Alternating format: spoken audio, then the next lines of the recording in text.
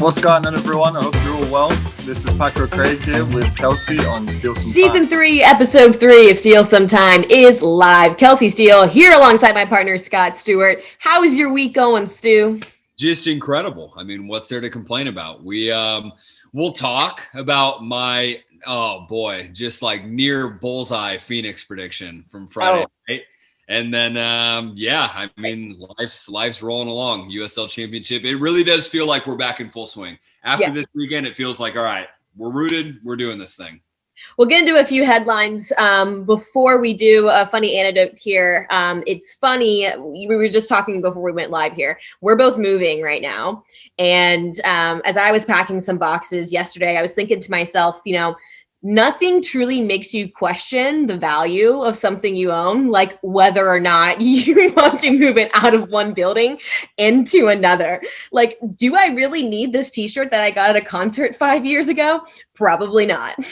Yeah, I trashed and I already don't own very much, and I trashed probably 50% of what I already own. So I'm gonna end up moving out of this place with like my wallet, keys, and phone.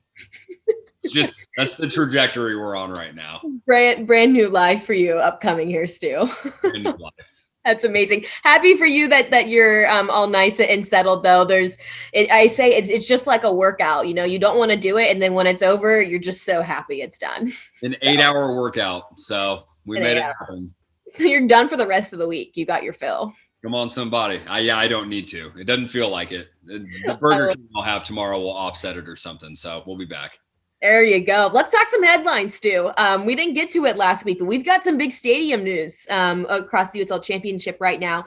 The 2022 expansion side, Queensborough FC, is coming to a stadium near you if you're in New York City. They announced this past week that they're going to be playing its inaugural season in a 7,500-seat soccer-specific venue on the campus of York College of the city in University of New York. This is going to be the first professional soccer-specific stadium that a club's going to be playing in New York City, which I feel like is not only a massive testament to the club and everyone over there operating at Queensborough FC, but definitely to the league as well. And a lot of great news, I think, coming out of that in 2022 and beyond out of New York. Absolutely. I mean, Queensborough FC has made a number of really high-level, awesome announcements recently. They obviously brought on Ali Wagner. They made the announcement on York College. They earlier this week announced a new president of the team. So I think looking at their momentum, I mean, they want to keep the ball rolling. But the stadium side of things, you cannot understate the importance of them being the first team in the New York City area to get a stadium. I mean, you've looked at, there are teams there that have been trying for years to make some sort of progress on that front. And Queens somehow, obviously working in collaboration with the city government, was like, here's this land. We want to do this thing. We probably need a year to do it. And they were like, stamp it, hold a press conference, announce it. And the renderings, going back to renderings, we love them. They're incredible. I can't wait. I'm certainly hoping that in a post-COVID world, that's one of my first trips is up to QBFC. Obviously, it's going to be a beautiful showcase if we can get a national television spotlight there for Queens and ESPN there in the 2022 season. That would be a heck of a debut for the club if we were to make that happen. So another one to add to the playbook. We're moving slowly but surely. A lot of things happening in the background, I feel like, with the soccer-specific stadium conversation. But it feels like, Stu, in the next year or two, we're going to see a lot turn the page, I think, a lot quicker than we're expecting. So it feels like a lot are kind of on its way, which is just exciting. It's an exciting time for the league. Yeah, I mean, and this is the vision of USL, right? I mean, this is the vision that President Jake Edwards has pitched for a while, that our COO, Justin Papadakis, has pitched. We want as many teams in soccer-specific stadiums as possible leading into the 2026 World Cup. Obviously, we saw Colorado Springs. We've seen Charlotte this year alone, Chattanooga in League One. There are a couple of great examples in League One as well. And then you have the massive amount that are working on that right now. Have Queens, Indy 11 looking at it, New Mexico United looking at it. I mean, just Oklahoma City looking at it. There are a ton of great examples of teams making progress and really trying to be a part of that vision leading into 2026. And we say 2026, yeah, that's like 5 years down the road. That's not, that soon. We have plenty of time.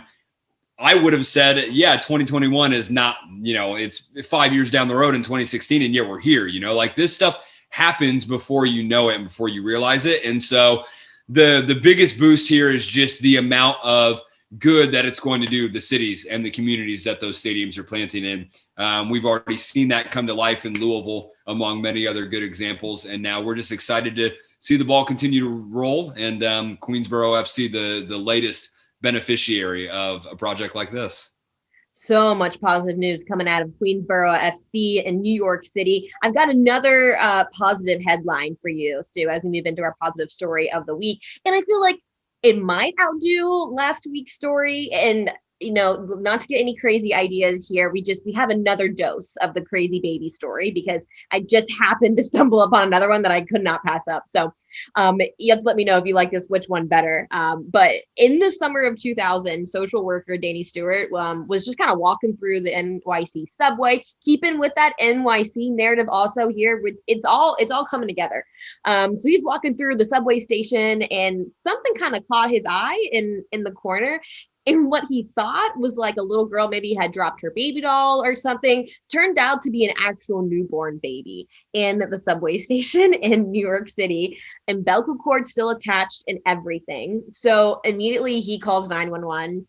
And then he called his husband, Peter. So authorities searched for like months to try and find these parents. Couldn't find the parents anywhere. So a few months later, Danny shows up and, is here for this court hearing. And the judge goes, "You want to adopt the baby?" And he's like, yeah, like definitely. But like, is this how it works? And she's like, yeah, it's going to happen as easy as this. You're going to adopt the baby right here and now. And sure enough, 20 years later, his husband, Peter, has now released a book kind of about that whole journey. But as a whole, kind of hoping people to remind everyone about the hope and positivity and love that's still very much in the world. So many things pulling out of that one. Obviously, another heartwarming story, and just like 1 in a million trillion things to happen or to hear about happening. I feel like that's very much like a Nicholas Sparks novel, that you're pulling out. But I think out of all of this, it's really I think what they're bringing to the public is a lot of really good reminders that there is a lot of positivity still in the world, and there is a lot of hope and love still there. So loved that story, and thought I had to share it today. I thought it was going to be a continuation of last week's. I thought that there was more detail that we were about to get filled in on, and I was like, I'm here for it. But for sure, novel worthy, for sure, book worthy. I will. I've gotten into the habit of reading more than just the cover page on books, so I might actually crack the first few pages of that bad boy. Well, and last week, Joaquin Rivas was telling us about his massive book collection now. So maybe we'll shoot him a note and have him add this one to his collection. I'm sure he's eager for the recommendation. I'm sure. No one better to pass it on than the Steele Some Time crew. Radiating positivity. Let's keep it going, Stu. Our favorite series in the entire show, Restaurant of the Week, is here. This one's coming from our mutual friend, Brad Friedman, formerly of minor league baseball. Now he's up over in your old shindigs in Indianapolis. He recommended Hodad's over in San Diego. So of course, me doing my due diligence, I took to the internet to find Hodad's, and my word, like right across the page, right when you Google it, it's world best burger. So it's like Elf, right? Like world's best coffee, world's best burger. I'm obviously going to believe them. And I get smacked in the face with like 15 pictures of burgers that are like this high. And I'm like, okay, let's think about this like strategically. How does someone actually eat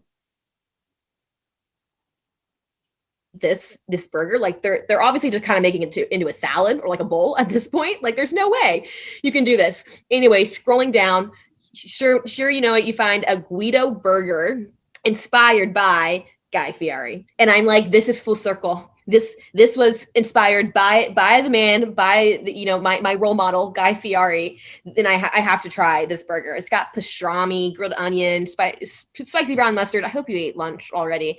It looks incredible, and honestly, a crazy affordable place too. Like that burger alone was like $9.75. Burger with your face? Yes, burgers bigger than my face, which I feel like is a deal. That's a huge deal. That's a steal. That's like I'm going there twice a week and probably gaining 15 pounds in 2 weeks, but like I'm going to go for it. So the question then becomes, as we honor this incredible San Diegan establishment, how do you attack a burger that's bigger than your face? Okay, see, that's what I'm saying. I try to be ladylike as it is and cut my burgers in half. But I feel like you've got to start like chopping it into pieces, right? What? She cuts it in half, which I guess is somehow lady. No, I'm more concerned about the lead up to that part of what she tries to be like. A lady? I'm hurt. I'm hurt. That's a deep cut. I didn't know that cutting your burger in half was ladylike, though. I didn't know that's how we were labeling that. Yeah, I mean, shoving your face into a burger, I mean, I don't know. Compared to the alternative, yes, absolutely. I can get on board with that line of thinking. That's logical. But Calvo's putting me on blast over here, so I don't know. Now I feel embarrassed. Oh, look, we've shared some meals, and one of the things that I've always admired is your approach to them. Like you don't care. You don't care about appearances, and I respect and admire that. I'm all for it. I feel like that was the most backhanded compliment ever. I've seen Not you at eat all. a variety of meals, and I know you are not a lady. Look, I think you should also know me well enough to know that was not backhanded at all. It's completely genuine and sincere. Listen, if you're gonna have a burger, you need to embrace it. That's how I was born and raised. Hodag, though, you're clearly not bringing the camera crew to San Diego for the next visit. That's all we're trying to get across here. All we're getting across. I do need to make this an appearance at this point. We spent like 5 minutes talking about Hodads and their burgers, so highly recommend you at least go and look at some of the pictures online, Scott, because their onion rings also are close to the size of your face too. So they're just all in on. Wait on a minute. Considering who the camera crew is, now I'm offended. Anyways. Yeah, this looks legit. This looks legit. Yeah. Right. Yeah, and it has like kind of like a hole in the wall, like street vibe to it too. Very much. All about. All right, cool. So San Diego soon. Great. Bringing that support local vibe to a city near you. If you're in San Diego, I hear it's great. Check it out. Appreciate you for the rec, Brad Freeman, and hopefully the next year Scott and I can both see who can get the full burger all the way in. Yeah, one of us over Landon Donovan, I have a feeling. So we might have to get the team out there and see what's possible. It's for the league. Yeah, it's for the league. We have to. It's a great cause. Speaking of the league, let's talk week 2, Stu. Our first real taste at the true, I feel like, week in action. Still kind of on the lighter side, but definitely have some big games to talk about this weekend. First and foremost, favorite result of week 2, Scott? I loved seeing how strong San Antonio started. I mean, I had a lot of. And I still think that the Switchbacks have a good chance to be competitive this year. But I loved San Antonio's start. The I don't know if I love it the most or if it was just the most surprising to me, but RGV coming out and just really like battening down the hatches, 1-0, grind it out over New Mexico. I think we could spend a lot of time talking about that result in general. But proud of our Copa Tejas squads for coming out just with the absolute heaters in week 2, their first games. I think the San Antonio result, it probably takes the cake, I think, for both of us this week, but largely because I think you wait to see this type of form from a San Diego side that often never truly comes to fruition, or, they start to get the ball rolling too late. And for them to really hit the ground running in their first appearance of the year, I feel like that's all you could ask for from that San group. Antonio. You said San Diego. Did I say San Diego? Hodad's on the mind. Sorry, San Antonio. But really, that's all I could think about is how I think we could see 2021 being a turning point for San Antonio. Yeah, absolutely. I mean, and we were highly complimentary, and rightly so, of San Antonio last year. I thought the strongest team in Group D by far.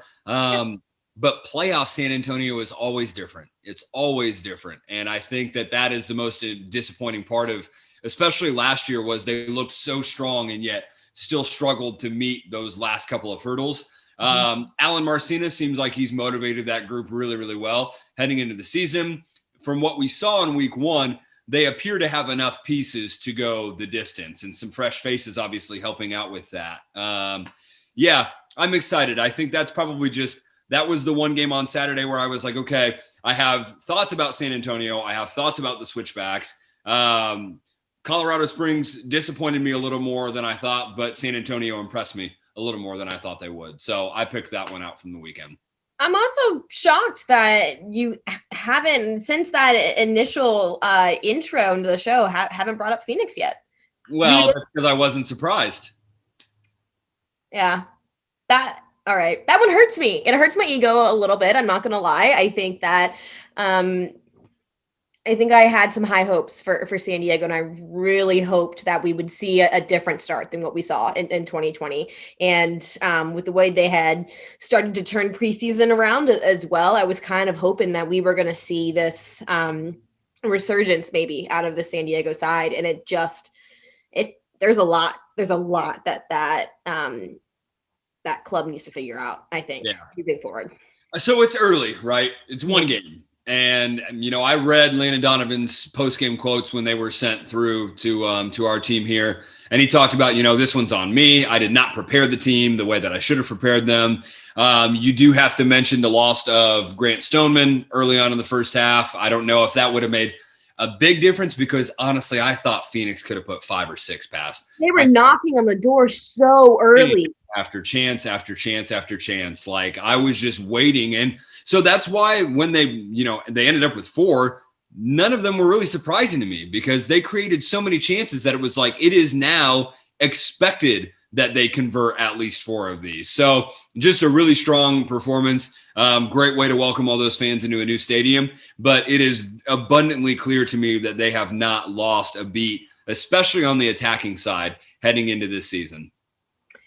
Phoenix Rising, man. They just they own their brand, that's for sure. And consistency is definitely something that they don't struggle with whatsoever. So I admit I was wrong, and you know what? If I'm going to be proved wrong, that's the way to do it. So hats off to Phoenix and their club. Huge win for RGVFC, Scott. You talk about that.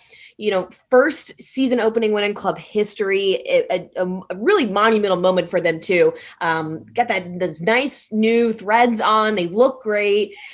Are you going to buy or sell that New Mexico's false start is worth worrying about? Because I think that all can be said that we had expected more out of New Mexico in that meeting. I'm only going to sell it because, again, like San Diego, I think cohesion takes time. And I think that, New Mexico, I talked about it in our season preview episode. I think they've got an abundance of talent on their roster. Yeah. Genuinely, they've got a lot of names that could be very impactful for them. They didn't pull it off. Again, I think all credit in the world goes out to RGV for getting the job done. I thought defensively they were extremely sound. Sometimes it only takes one goal, and RGV proved that over the weekend. But if I'm a New Mexico fan, I'm not all bells and whistles, like sound every alarm that we have. I'm probably a little bit disappointed that that's how we started the season, but I'm selling the idea that it's panic button heading into game 2, heading into game 5, maybe a little bit different, but they bought themselves some time. they're getting another test right away, meeting El Paso this week, which we'll get to in the week ahead, of course. But I think for New Mexico, when you look at their offensive attack and the weapons that they have up front, do you have any concern about that unit gelling together and getting the ball in the back of the net? I think the big thing is there are just a lot of different pieces that have to fit in there, right? And so we talked about the big man, Big Dev, being one of my front runners for the Golden Boot. Then you've got, I think Harry Swartz, you've got Ilya Illich, you've got Brian Brown, you've got just like an interesting mix of players to go up front. I think sometimes you can look at those names and just say, wow, what a compliment of attacking power. But Troy Lacine's job now is, how do I get them all to work together? How do I get them all to work well? I've seen, and not that Luke Spencer and Devin Sandoval are the same player by any means, but I've seen Ilya Illich work very well with all different types of forwards, like Cameron Lancaster and Luke Spencer, not the same at all. I think Illich can work with Brian Brown just as well as he can Devin Sandoval. Again, it probably will just take a little bit of time, but I'm not worried that that they're going to turn into the island of misfit toys. I think it'll just take it'll take however long it takes for them to get the ball rolling. And maybe that'll be this week. They're among many really good games that we have in the week ahead. But of course, their opponent this past week, RGV, they're hosting the ESPN Deportes game this week, 8 p.m. Eastern on Thursday, May 6th. So everyone can catch that one on Thursday evening. The other big one to come out of this week, Paco Craig's return to Miami FC. They got away with that one 2-1 despite playing a man down for about 75 minutes. So we're going to hear from Paco Craig himself when we come back from the break, hear about his return and plenty more. So stick around. We'll be right back with Paco Craig. The man, the myth, the legend, Paco Craig joins us now. Paco, thanks for virtually stopping by the show. It's a pleasure to be here, Kelsey. Good to see you again. Good to see you. And you're a pro when it comes to interviews with me at this point. So I figured we'd start off with a bit of a twist to this one for you, if you're game. Come on, I'm ready to improvise. So since we have you on today, I thought it would be fun to kind of figure out what you think about some of your teammates. But with you especially, I was like, I think we need to expand this a little bit. And I think we need to loop in some of his former and current teammates into this. So I've got 5 superlative questions for you, and you've got to name the teammate that goes with the corresponding question. Does that sound good? Okay, I like this. I like the sound of this. Okay. And this one's right up your alley. So first question. This guy could not put an outfit together if his life depended on it. Who's the teammate with the worst style? That's why are we starting with the harsh ones, man? All right. It would probably have to be Ramon de Campo, even though I like him. He's very individual, but I have to kind of throw him under the bus here. I'm sorry, Ramon. Just not vibing with his style? Or lack thereof? Yeah. The positive is it's extremely expressive and unique. He's not afraid, which is important. But yeah, that's not really, no, I wouldn't go with it. I'm sorry. That's a no for me, dog. Yeah, unfortunately so, yeah.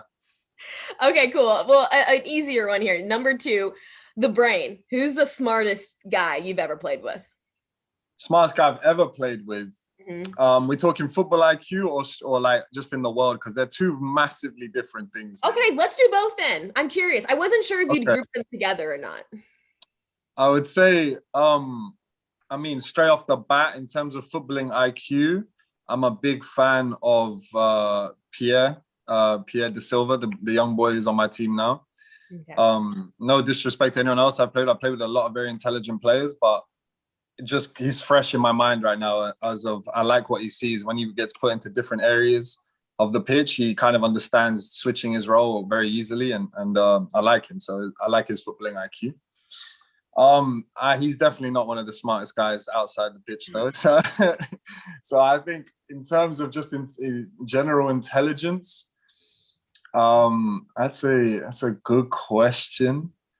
I would probably go with oh my gosh, let me see. I'll probably go with a Connor Sparrow this year. Again, I mean, it's easy because he's fresh in my mind, but it seems like whenever I bring up a topic or a subject to talk about, because I'm a big fan of just talking about other thing else than like football and the obvious things around football and the lifestyle. And I seem to be able to get into good conversations with him too. So I'm gonna throw Connor Sparrow, a good old team of the week goalkeeper in there as well. Love that. Nice little nod for Connor. Perfect. We'll keep that rolling. Very different avenue here. Number 3. Sorry. Which teammate would you never let date your sister? Oh, no. All right. These are the kind of questions we're doing today. Huh? Yeah. I like it. You. I knew you'd be great with it. You're saying former and current and former players? Yep. I'm absolutely throwing him under the bus here because he's a top lad, he's a top guy. But good old captain of Louisville City, Paulo Del Piccolo. Really? I'm not going into why. We don't need to discuss why. It's just he's a man I have a lot of respect for, and we see eye to eye, and I'm just gonna leave it like that. Oh my God. Paulo's definitely gonna come back to that. As long as you're prepared for the shade. I mean, we have a good agreement. We that's again, like I said, he's someone who I'm okay discussing these sort of things. I love it, and I appreciate the honesty too. That's a hard question. Yeah. Okay, number 4. You're reunited with your former teammate in Speedy Williams, and I know you both know your way around the kitchen. Who's the better cook? Who's the better cook? Oh, that's not even close. That's not even close, man. I mean, he I don't know what he claims. I'm the better cook. I don't know how you think he knows his way around the kitchen. I don't know what he claims. I've seen him do a little bit of work in the kitchen. He made you a dish once, right? Or something, right? Yeah, he did. Yeah. Yeah. We don't even know if he cooked it. I'm pretty sure there was at least 3 or 4 of his of his community in there with him helping him out. No, I would say in general, he might have 1 or 2 dishes he can nail, but in general, I'm definitely the better cook. No question. What's your go-to dish? I'm very much in my kitchen. I'm plant-based, so that way, like, I limit the amount of meat I eat. So I only eat meat when I go out to eat. So my dishes, go-to dishes, are kind of like big family-style meals. Even though I'm eating for 1, but I'm eating for like 4 when I'm eating for 1. So like, I like a big lentil dish, chickpea type dish, like veggie stir fries. I don't do white rice. I'm a wild rice or sprouted rice guy. And then always a big side salad with avocados, microgreens in there as well as your greens, and fried plantain. I'm pretty much frying plantain every day. So love a fried plantain. Are you taking? So you'll, like, if you go out, you'll do meat possibly? Yeah. So I can never claim to be vegan, but I very much educated myself and really, really appreciate that. Even if I was to go all plant-based, it probably would be better for me. But growing up as a Jamaican Italian, like I was exposed to too many good meats from a young age that I just need. You need it. You can't go back now. It's tough. It's really tough. But yeah, I'm big on plant-based and diet as the main reason of health and things like that. Well, we've seen a lot of people getting really vocal too, especially Olympians doing that, the plant-based type diet. So interesting note. Last one here on your side, number 5, the teammate that is most likely, you're going to love this one, that's most likely to join a reality show after they retire. Most likely to join a reality show? Someone clearly just wants drama the whole time. He loves making things about nothing. Or make some easy money, Yeah, that's a good point. Thinking about my team now, I would say probably one of the young Jamaican boys, Lamar, would do well on something like that. He's got a lot of confidence, I'll go with Lamar Walker. I love that. You were such a trooper It wasn't too bad, right? No, I mean, I like the surprises, but I threw a few boys under the bus there. I wasn't too keen on that. Yeah, I'm sure if you guys will have some things to say about this, but honesty with Steele sometime is always appreciated, Paco. That time you had back in Louisville, definitely special. You talk about the agreements and everything you have over there with Paulo. Do you have a favorite memory or moment from that time? Obviously, you have a championship or two, so that's an easy one, but anything special coming out of there? No, absolutely. I think the most unique moment I've ever experienced in my life was when we had no coaching staff for 6 weeks. Even though I've had some of my best memories of Louisville, but those 6 weeks we had all the groundwork and strict structure of a very well-organized team, but with no one essentially to answer to. So as long as no one took the mick, which we didn't, we all still took everything seriously. It was the most free I've ever felt, and probably the happiest I've ever felt training with a team. Because you can imagine, even on away trips, we didn't. No one took the mick. Everyone took it seriously. But then obviously you can relax. You can have a few more jokes. You can be a bit more you can dress a little differently, or as long as you're on time, you're training, you're giving everything. Those 6 weeks were hands down probably the best experience I've ever had. I mean, hard to argue with that tome when you're winning. Yeah, and we didn't lose the game in the USL. I mean, we won 4 and tied 2, I believe. And come on, I feel like that's quite unique moment. I mean, one of many, I think, during your time over there with Louisville. Let's talk about the last year and a half, though. So you chose not to return to Louisville City FC after that 2019 season. In return, went back over to the UK and spent a lot of time with family and friends, which I know that you probably enjoyed as a big family guy. What was that time like back for you? It was extremely mixed, of course. I went back, not necessarily to turn my back on the league, but more to give Europe at least one more good go before I'm considered, a veteran, even age keeps getting pushed up these days. And I had some really good opportunities. So my first team I went in with was QPR, who were 7th in the championship at the time. And I got a very lucky opportunity to enter. They weren't really looking for a centre-back, but I managed to squeeze my way in through a contact.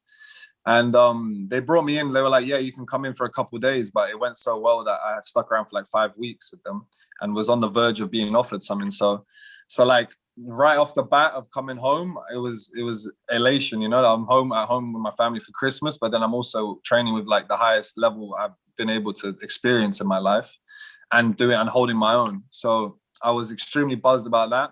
It didn't work out because they weren't really looking for a centre back. So they helped me go to Wickham, who are a league below, but still not far from where I live in London, a good English league team. And they actually signed me till the summer sort of thing. This was about February 2020. And so straight off the bat, I'm okay, I'm establishing myself. This is exactly what I want to do, which is almost too good to be true, because realistically, you plan, but then things don't always go to plan. Mm-hmm. And of course, the most unforeseeable thing happened, which ground the whole world to a stop. And that made the team let me go as well. And so from being let go after that, it was a bit more of an emotional roller coaster for sure. I could definitely put myself in a place where I was really appreciative of what I had, because the world had come to a stop, and I was with my family. I had a lovely house, a full fridge, which obviously is extremely important for me, and everything I needed. And I was with them, so I could spend really good quality time with them. So I was really happy about that. But then obviously extremely disappointed that football-wise, things were getting hampered severely. But I spent the whole year without regrets. I trained. I was actually in the best shape I've ever been last year. Better shape. All I did was just train my ass off, ready and waiting for a team to be yeah, join in with us. Let's see how you can do. And went through a series of hearing things, and then things fizzling out, and then being told some things, and then things fizzling out. All the while, being as disciplined as I could with my training. So it was, as you can imagine, it was extremely up and down, topsy-turvy. There was times emotionally where you've just been told you're not going to be able to go into this team that I've been talking to for a couple of weeks, and you feel what's the point? Why am I working this hard? Or why am I getting up out of bed even, because I had no job. I had money saved up, but if you don't have a job, you have no obligations. You know, you could honestly get away with just laying around.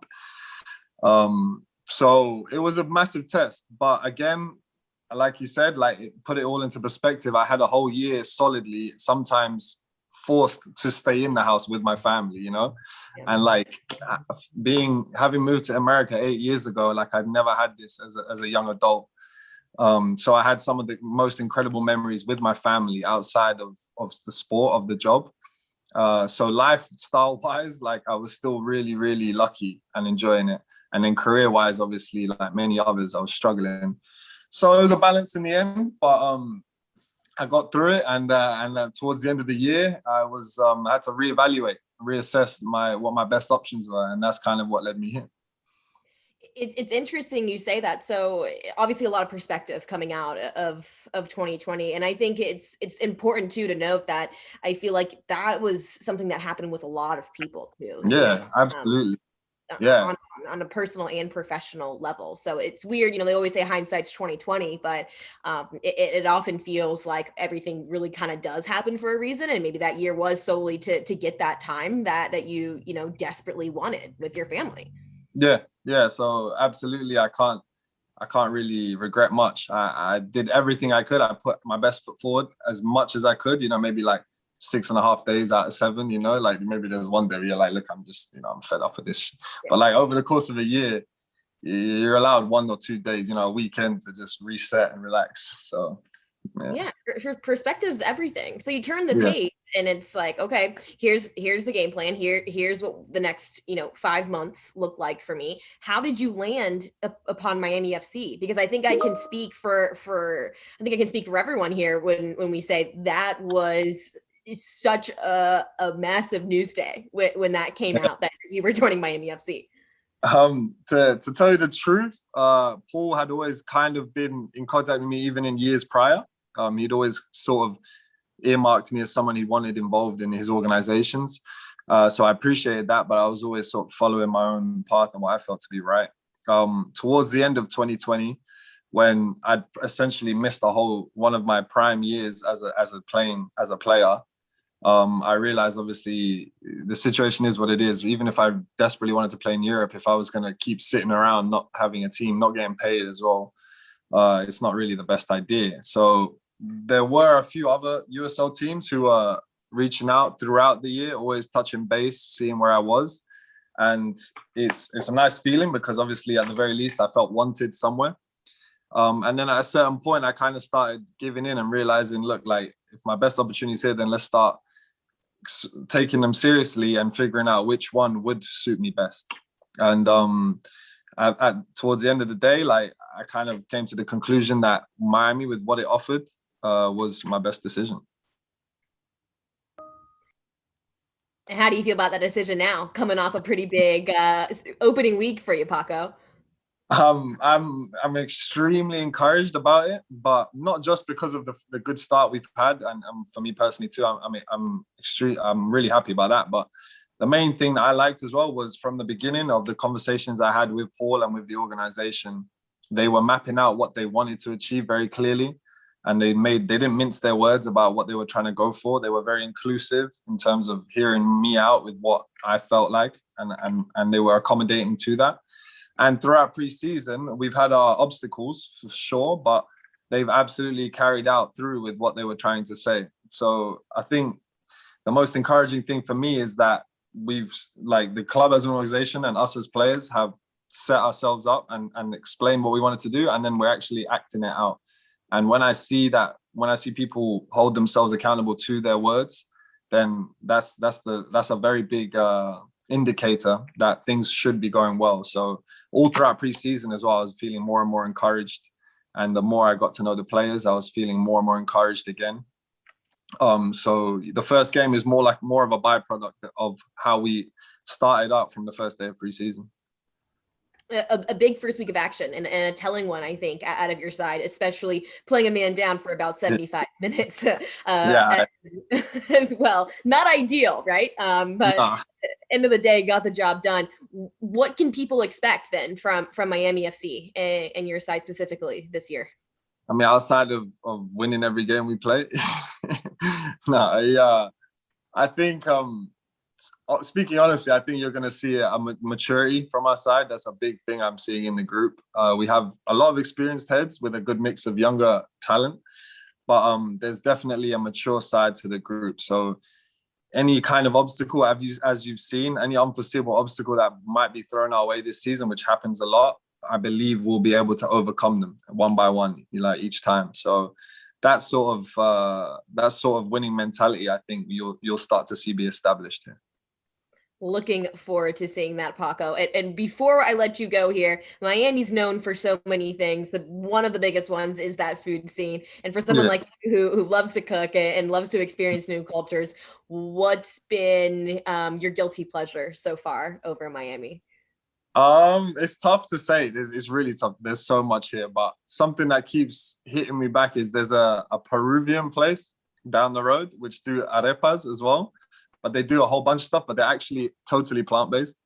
And I'm not really a big fan of imitation meat, but there's a few burgers they do that just hit the spot. So like, even though it's plant-based and you feel good, it's kind of like guilty pleasure food at the same time, So it hits both sides. And they found that niche where you think you're doing well, but then also you're treating yourself.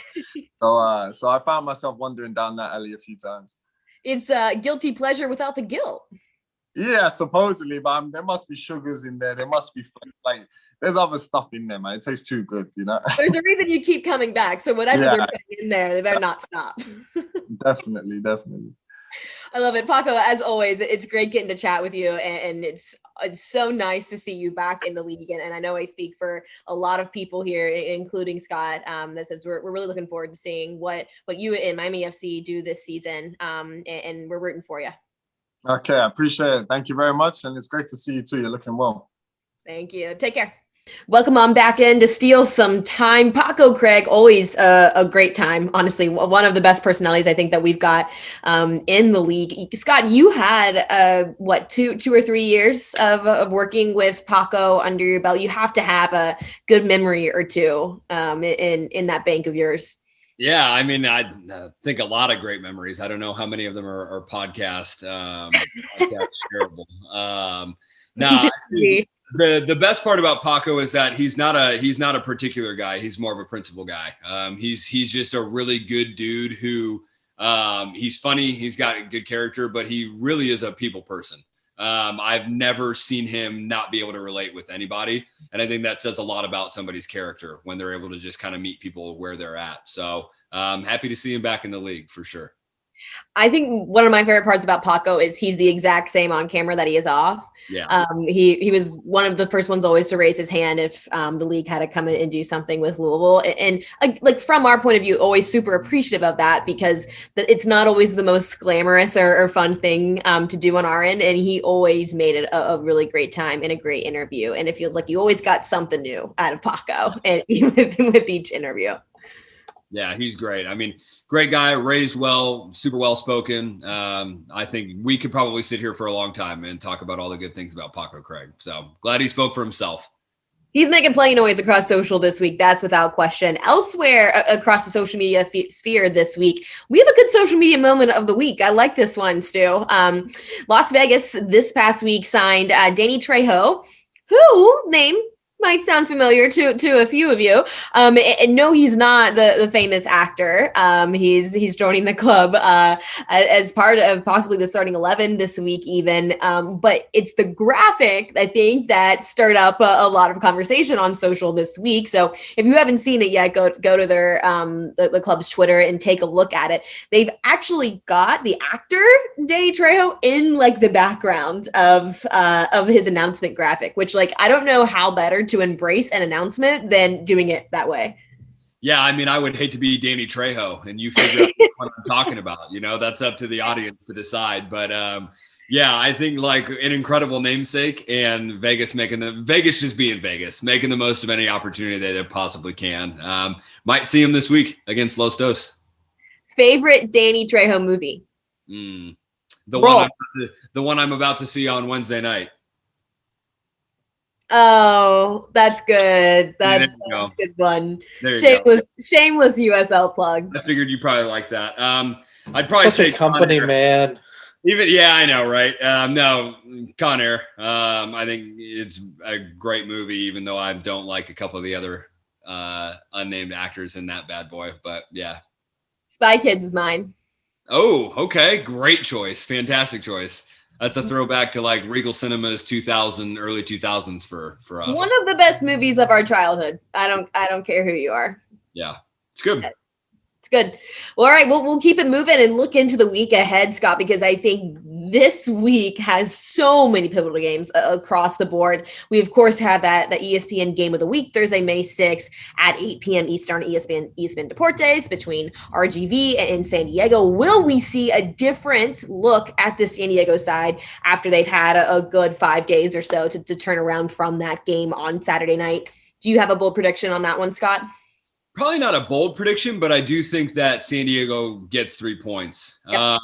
I think that was the other thing that I picked off Donovan's quotes after the Phoenix game was, I have 5 days. I have 6 days to get these guys turned around. They will look different on Thursday night than they would have on Friday night. So I know they're determined. I think he's going to get the job done. I think he's going to get it right. And not that the lineup was necessarily wrong, but the way they tried to approach Phoenix was not going to happen. I think the funniest part for me though was that he said, we don't really know much about RGV. We're going to watch them against New Mexico, and obviously, that game did not go the way that I thought it would have. So I'm curious to hear what Donovan thinks after he faces their side on Thursday night.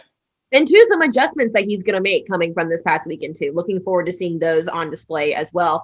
But I think what's crazy about this week ahead is that's not even close to nearly the only good game. I personally think that this is the best Saturday slate that we've had in my 4 years with the league. Every single game that we're seeing on Saturday night is going to be good, and it is going to be worth the watch on ESPN Plus. A few debuts as well for this weekend: Oakland, El Paso, Pittsburgh. Quick thoughts out of Oakland and that squad. It's got to be the club that we know the least about, right? Like I think at this point still don't have a full-time head coach in that new role. They're still rolling with the interim role at that point. So what are you expecting out of Oakland this weekend? Honestly, in the most respectful way possible, a really difficult start. Okay.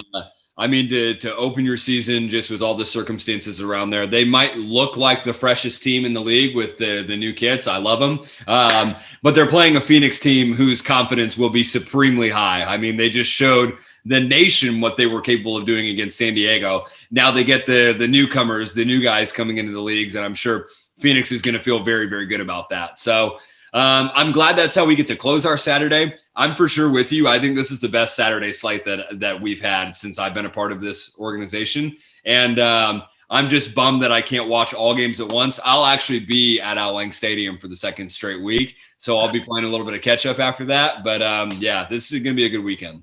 I know that's how you love spending your Sunday, Scott. Don't try to tell. Oh, for sure. I spend a solid 2 hours on Sunday just going back through and just combing meticulously through all the results just to see how everybody did. But I get to enjoy my Saturday night watching Tampa Bay, Pittsburgh. That's going to be a good one as well. I think we're going to see a little bit different of a scenario in that one. I don't think we're going to see that 3-0 score line that we saw this past week with the Rowdies. I love when Pittsburgh comes to town and plays the Rowdies, because there's always seems to be such a shift at Al Lang Stadium, and Pittsburgh really puts the Rowdies on their toes. I think we're going to see a 1-0 final out of this one for the Rowdies, but I think it's going to be a defensive fight this game.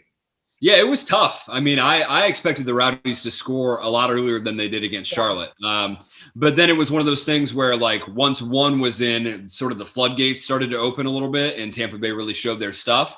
I am with you in that they won't be afforded the same opportunity against Pittsburgh. It won't be like hey, the egg is cracked, now we have the whole thing in the pan. It'll be like how long do we have to keep tapping the side of the pan until this egg cracks type deal. So I'm with you. Much tighter contest. I think that's probably my pick of the Eastern Conference bunch, but you can't take your eyes off any of the other ones either. Oh, it's going to be a good one, including that FC Tulsa and Indy 11 game, which Obviously, again, FC Tulsa over in the Eastern Conference this season. So a really unique meeting between these two sides. It's got to be my buy or sell. So Scott, buy or sell, FC Tulsa earns their third win of the season over Indy 11 on the road as well. I'm buying it. I'm buying it. Yeah, I know this is Indy's return to Carroll Stadium. And I know there were some extenuating circumstances on Saturday that only led to a 1-0 in Birmingham. But man, I just like this Tulsa team. I really do. I think they've got a lot of potential. Joaquin Rivas has already scored more goals than I could even dream of scoring at the championship level. And yeah, I just think they're going to come in with their confidence high. They are going to know what they're capable of. And I think that within that capability is beating Indy 11, even on the road. So I'm buying that one. You love a bold prediction out of Scott Steele. That's what I'm talking about. We'll revisit that one in 2 weeks' time. We'll take a little hiatus here. Next week, I will be out of the office for a week and cannot leave Stu on his own here. His personality is enough for one of them. I can't imagine what he has to do to bring mine to the table as well. So we'll revisit you guys here as we look ahead to week 5 at that point. Wow. We're moving quickly with it, and week 3 starts up really quickly, you guys. Wednesday, May 5th, 10:30 p.m. Eastern, the first late night one of the season. And honestly, this past week is the longest we're going to be waiting here. We're going to see a lot more of these Wednesday, Thursday, Fridays, these games starting earlier in the week. So the wait's over. The championship's coming full head. Just hope you guys are ready. Yeah. And if I want to make a quick plug, because I've honestly been really impressed with what I've seen in League One as well. So just in case for some reason you're like, okay, championship, I love you. It's going to be a long season. I need to take a little bit of a break. Check out League One. It's been fantastic so far. I think I speak for our League One guy, Cameron Kubek, in saying that this is one of the most attractive properties in all of the soccer world. So can't get enough. And listen, they're about to be on a national display here, coming in the next week or so. The next week and a half. So of course, with that unfinished business narrative heading over there, so a lot of fun ones coming up here soon. In League One, definitely included in that. Before we go away with this one today, Matt Calvo, it is your time to throw us over between a rock and a hard place. All right, so I have a handful of choices for you all to make today for me to decide my life. I feel like that's what I'm going to do going forward. Just let the two of you decide what are the best things in life for me. So we're going to start off with a simple warm-up one. Call or text? Call. We work we're media people. Yeah. Probably not good ones. I will say I'm surprised by that. All right, this one, Kelsey, maybe a little familiar for you right now. Escape room or like a VR, like void place that you go in, whole VR experience? VR for me. I like it. Like it gets weird in there sometimes and I get dizzy really easily, but VR, I think it's just cool. To be fair, I've never done a VR, so I can't attest to it. So mine's escape room. Have you done an escape room, Scott? I have, and I had a lot of fun, but I did VR when Louisville City Stadium was being put together, and I moved halfway across the stadium in the blink of an eye, and you just can't get better than that. Wait, that's amazing. Okay, I'll put it on my list. Yeah. All right. Are you an early morning or a late night person? Morning. Yeah, I'm the earliest of early mornings. Like 5 o'clock is like I should have been well awake at that point. I have a friend staying with me for a few days right now, and the other morning she woke up and she just goes, my boyfriend's name is Brian. She goes, I just really feel for Brian right now. And I'm just like, what's going on? She's like, you're a lot in the morning. And I was like, what do you mean? Like, I'm up and I'm ready to go. And she's like, you're ready to go when the rest of us are still trying to figure out what time it is. And I'm like, morning person it is. We got things to do, Stu. Early bird gets the worm. Yep. There's no late night owl phrase for that. The worm is gone by the time you could come up with the phrase. The worm's asleep. Yeah, the worm's asleep. But the drinks are flowing. Well, I'm not going to say I prefer worms. That'd be weird. All right. Leftovers, yay or nay? Yeah. I'm cool with certain foods for leftovers. Not everything. I don't eat restaurant leftovers. I only eat like homemade leftovers. See, and I'll do cold pizza, but like I'm not gonna like reheat my breakfast. Like I'm not reheating eggs or something, you know. All right, easy transition to the next one. On pizza, meat or veggie? Meat. Pretty easy, right? Pretty easy. That one though. The protein. So, current social media thing, from what I understand from the kids these days, center part or side part? I can't believe you just asked this question. I'm a center part girl myself. I think clearly I'm a side part guy, so I'm gonna stick with that. This is a thing, right? Like this is the current thing, the center part. It's big on TikTok right now. Yeah. You have to next show do your part down the middle, Scott, and show the difference, because the whole thing right now is nobody. What'd you say? I said the Dwight Schrute route. Yeah. There's like a big thing right now that like nobody looks good with both a middle part and a side part. Yeah, that would be proven true next week, I'm sure. Yeah, I'm looking forward to it. And last one to circle around back to soccer. This is a soccer show. Just in general, better goal, a volley or a free kick? Oh, I'm a sucker for a volley. Yeah, I think so. There's just something about the ball dropping out of the sky and you just hit it like a meteorite finding the next universe. The timing itself on a volley is just like enough to take me away. Now, like a sweet and it is contextual. I'll say that, like end of game, I'll take either. Like a late minute winner, like anything, I'll take anything. But if I'm just like picking the bunch, no matter what the circumstances are, I'm going volley. All right. I think one thing that I've learned, my takeaway from this is that I'm very different from both of you. This has been Rock and a Hard Place. Beautiful. I love that. And I also, before we close the show, want to say that out of the 3 shows that we've had so far in 2021, Scott and I have matched for 2 of them. So we are not in the same building, and we're still color coordinating. Just 2 hosts always on the same wavelength. You gotta love it, Stu. It's just easy, it makes this life a lot easier when we're on the same page. It really does. Just a reminder, everyone, we will be taking a hiatus next week. So Steele Sometime will be back on the 18th of May. Until then, you'll have plenty of USL Championship action. It's starting this coming Wednesday, May 5th. And of course, our ESPN game on ESPN Deportes on the 6th. So this Thursday. It's all online at uslchampionship.com for the full schedule. Until the 18th, Scott Stewart, Kelsey Steele. We'll catch you next time.